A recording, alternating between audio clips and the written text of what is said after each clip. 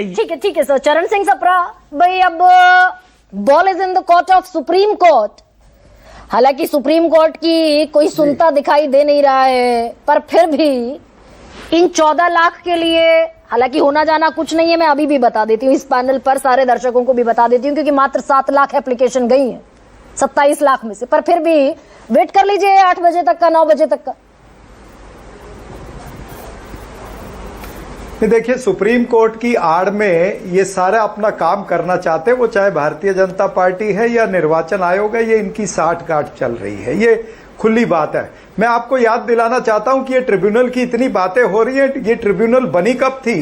ये पिछले 20 मार्च को बनी थी ट्रिब्यूनल, आज 21 अप्रैल हो गई है।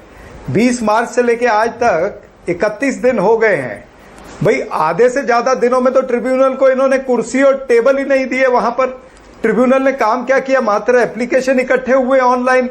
क्या ट्रिब्यूनल ये कहती है कि उन्होंने कई एप्लीकेशन 500, 1000, 100, 200 कोई एप्लीकेशन पर निष्कर्ष निकाला है? बिल्कुल नहीं। लेकिन अच्छा चरण जी, इलॉजिकल बात ये सारी। चरण जी, बस एक सवाल का जवाब दीजिए। जैसे आपका कंसर्न हरियाणा पर था, महाराष्ट्र पर था, दिल्ली पर आम आदमी पार्टी का था, बिहार पर था, वो आपके कंसर्न्स को सुप्रीम कोर्ट ने वैलिड नहीं माना।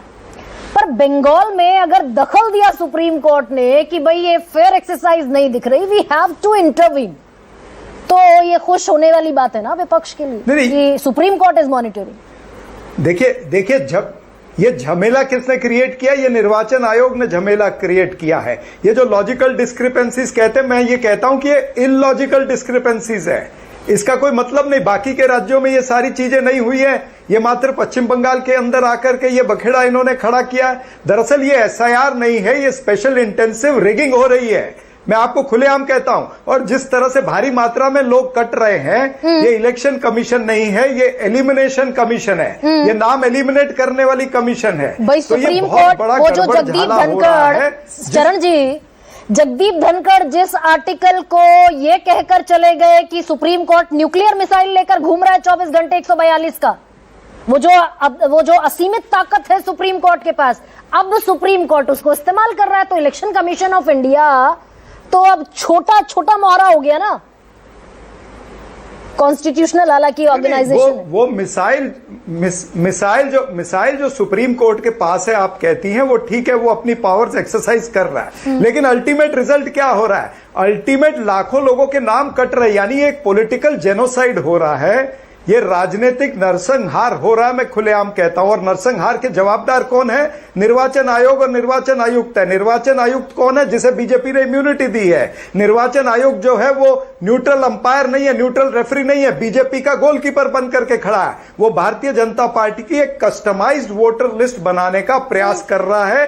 ये सारी जनता देख रही है। उसमें लॉजिकल डिस्क्रिपेंसीज आ रही है। जो इलॉजिकल काम है वो भी लॉजिकल बन रहा है। ट्रिब्यूनल के एक महीने तक कोई निर्णय नहीं हो रहे।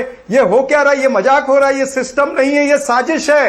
ये साजिश हो रही है भारत के सिस्टम के खिलाफ, और ये सब सुप्रीम कोर्ट के खिलाफ, संवैधानिक मूल्यों के खिलाफ। ये सब सुप्रीम कोर्ट के संज्ञान में है। 24 अप्रैल को इसी पर हियरिंग है।